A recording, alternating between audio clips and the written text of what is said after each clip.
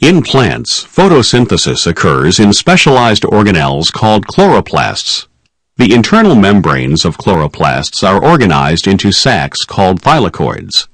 Surrounding the thylakoid membrane system is a semi-liquid substance called stroma. Photosynthetic pigments are clustered together to form photosystems.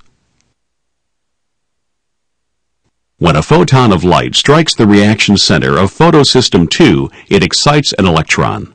Two water molecules bind to an enzyme at the reaction center.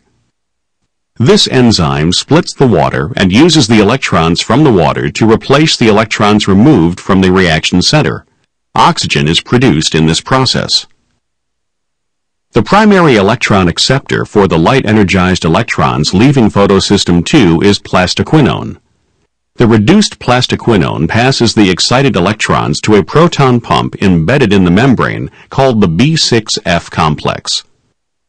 Arrival of the energetic electrons causes the B6F complex to pump protons from the stroma into the thylakoid space, thereby generating a proton gradient across the membrane. Because the thylakoid membrane is impermeable to protons, the protons in the stroma must pass through the channels provided by ATP synthase. As protons pass through, ADP is phosphorylated to ATP and released into the stroma. This process for making ATP is referred to as photophosphorylation.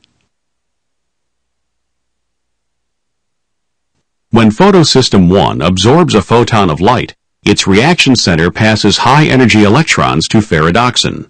The enzyme NADP reductase then transfers the electrons to NADP to form NADPH. Electrons lost from photosystem 1 are replaced by electrons generated from photosystem 2. A small protein called plastocyanin, PC, then carries the electrons from the B6F complex to photosystem 1.